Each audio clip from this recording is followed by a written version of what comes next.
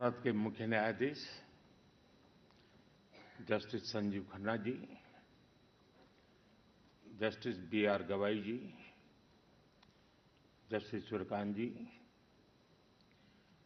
केंद्रीय मंत्रिमंडल के मेरे साथी श्रीमान अर्जुन राम मेघवाल जी, अटॉर्नी जनरल श्री वेंकट रमणी जी, बार काउंसिल के अध्यक्ष Manan Kumar Mishra ji, supreme court bar association के अध्यक्ष श्री कपिल सिब्बल जी, सुप्रीम कोर्ट के न्यायमूर्तिगण, पूर्व मुख्य न्यायाधीशगण, उपस्थित अन्य महानुभाव, देवी और सज्जनों, आपको सभी देशवासियों को संविधान दिवस की बहुत-बहुत शुभकामनाएं।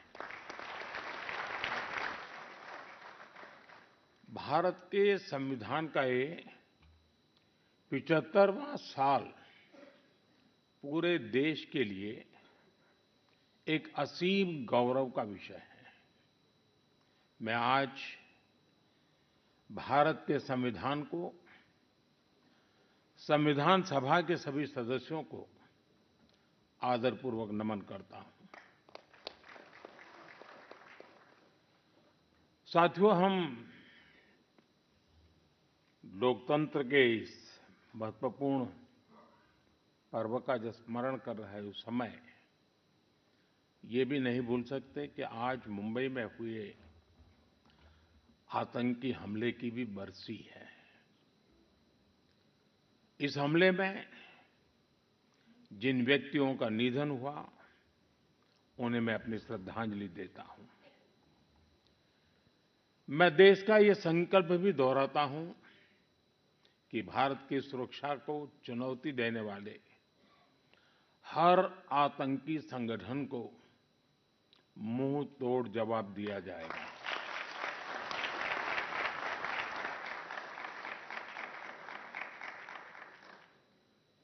साथियों, संविधान सभा की लंबी बहस के दौरान भारत के गणतांत्रिक भविष्य पर गंभीर चर्चाएं हुई थी। आप सभी उस डिबेट से भलीभांति परिचित हैं और तब बाबा साहब आम्बेडकर ने कहा था, constitution is not a mere lawyer's document. Its a spirit is always the spirit of age. जिस स्पिरिट की बात बाबा साहब कहते थे, वो बहुत ही अहम है। देश काल परिस्थिति के हिसाब से उचित निर्णय लेकर हम संविधान की समय-समय पर व्याख्या कर सकें, ये प्रावधान हमारे संविधान निर्माताओं ने हमें दिया है। हमारे संविधान निर्माता ये जानते थे कि भारत की आकांक्षाएं, भारत के सपने समय के साथ नई ऊंचाई पर पहुंचेंगे। वो जानते थे कि आजाद भारत की और भारत के नागरिकों की जरूरतें बदलेगी, चुनौतियां बदलेगी। इसलिए उन्होंने हमारे संविधान को महज कानून की एक किताब बनाकर नहीं छोड़ा, बल्कि इसको एक जीवंत, निरंतर प्रवाहमान धारा बनाया। साथियों, हमारा संविधान हमारे वर्तमान और हमारे भविष्य का मार्गदर्शक है। बीते 75 वर्षों में देश के सामने जो भी चुनौतियां आई हैं, हमारे संविधान ने हर उस चुनौती का समाधान करने के लिए उचित मार्ग दिखाया है। इसी कालखंड में आपातकाल जैसा समय भी आया और हमारे संविधान ने लोकतंत्र के सामने आई इस चुनौती का भी सामना किया। हमारा संविधान देश की हर जरूरत, हर अपेक्षा पर खरा उतरा है। संविधान से मिली इस शक्ति की वजह से ही आज जम्मू कश्मीर में भी बाबा साहब का संविधान पूरी तरह लागू हुआ है।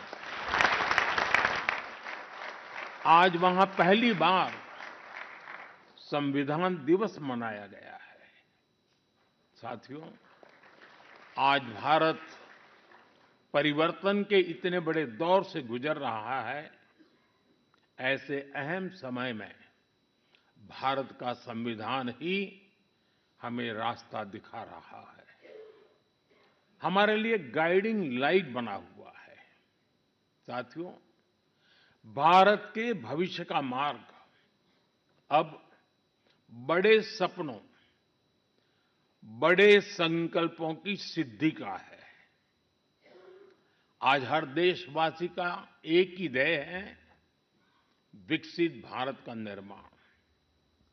विकसित भारत का मतलब है जहां देश के हर नागरिक को एक क्वालिटी ऑफ लाइफ मिल सके, डिग्निटी ऑफ लाइफ मिल सके। ये सामाजिक न्याय, सोशल जस्टिस का भी बहुत बड़ा माध्यम है और ये संविधान की भी भावना है। इसलिए बीते वर्षों में देश में लोगों के बीच आर्थिक और सामाजिक समानता लाने के लिए कई कदम उठाए गए हैं। बीते 10 वर्षों में 53 करोड़ से ज्यादा ऐसे भारतीयों का बैंक खाता खुला है जो बैंक के दरवाजे तक नहीं पहुंच पाते थे। बीते 10 वर्षों में 4 करोड़ ऐसे भारतीयों को पक्का घर मिला है जो कई कई पीढ़ियों से बेघर थे। बीते 10 वर्षों में 10 करोड़ से ज्यादा ऐसी महिलाओं को मुफ्त गैस कनेक्शन मिला है जो बरसों से अपने घर में गैस पहुंचने का इंतजार कर रही थी। हमें आज के जीवन में बहुत आसान लगता है कि घर में नल खोला और पानी आ गया, लेकिन देश में आजादी के 75 साल बाद भी सिर्फ 3 करोड़ घर ही ऐसे थे जिनमें नल से जल आता था। करोड़ों लोग तब भी अपने घर में नल से जल का इंतजार कर रहे थे।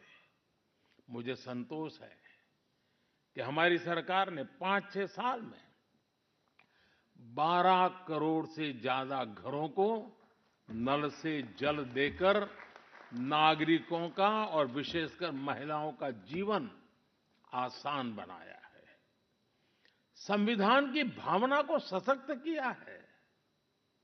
साथियों, आप सभी जानते हैं कि हमारे संविधान की मूल प्रति में भी प्रभु श्री राम, माता सीता, हनुमान जी, भगवान बुद्ध, भगवान महावीर, गुरु गोविंद सिंह जी सभी के चित्र हैं।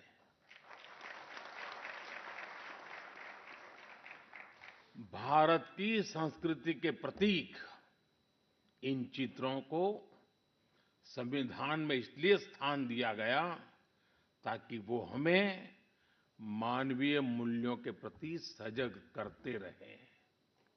ये मानवीय मूल्य आज के भारत की नीतियों और निर्णयों का आधार है। भारतीयों को त्वरित न्याय मिले, इसके लिए नई न्याय संहिता लागू की गई है। दंड आधारित व्यवस्था अब न्याय आधारित व्यवस्था में बदल चुकी है। महिलाओं की राजनीतिक भागीदारी बढ़ाने के लिए नारी शक्ति बंधन अधिनियम का ऐतिहासिक निर्णय हुआ है। हमने थर्ड जेंडर को उनकी पहचान और उनका हक दिलाने के लिए भी कदम उठाए हैं। हमने दिव्यांगजनों के जीवन को आसान बनाने के लिए भी व्यवस्थाएं बनाई हैं। साथियों, आज देश का बहुत ज्यादा जोर देश के नागरिकों की ईज ऑफ लिविंग पर है, एक समय था जब पेंशन पाने वाले सीनियर सिटीजन्स को बैंक में जाकर साबित करना होता था कि वो जीवित है। आज सीनियर सिटीजन्स को घर बैठे ही डिजिटल लाइफ सर्टिफिकेट्स की सुविधा मिल रही है। करीब-करीब 1.5 करोड़ सीनियर सिटीजन्स अब तक इस सुविधा का लाभ उठा चुके हैं। आज भारत वो देश है जो हर गरीब परिवार को 5 लाख रुपए तक के मुफ्त इलाज की सुविधा देता है। आज भारत वो देश है जो 70 वर्ष से ऊपर के हर बुजुर्ग को फ्री हेल्थ केयर की सुविधा देता है। देश के हजारों जन औषधि केंद्रों पर आज 80% डिस्काउंट पर सस्ती दवाइयां मिल रही हैं। एक समय में हमारे देश में इम्यूनाइजेशन की कवरेज भी 60% से भी कम थी। करोड़ों बच्चे हर साल टीकाकरण से छूट जाते थे। आज मुझे संतोष है कि अब मिशन इंद्रधनुष की वजह से भारत में इम्यूनाइजेशन की कवरेज 100% पहुंच रही है। आज दूर-सुदूर के गांवों में भी समय पर बच्चों का टीकाकरण हो पा रहा है। इन प्रयासों ने गरीबों की, मध्यम वर्ग की बहुत बड़ी चिंता कम की है। साथियों, आज देश में कैसे काम हो रहा है, उसका एक उदाहरण एस्पिरेशनल डिस्ट्रिक्ट अभियान भी है। देश के 100 से अधिक ऐसे जिले जिन्हें पिछड़ा कहा जाता था, हमने उन्हें एस्पिरेशनल डिस्ट्रिक्ट माना और वहां हर पैरामीटर में विकास की गति तेज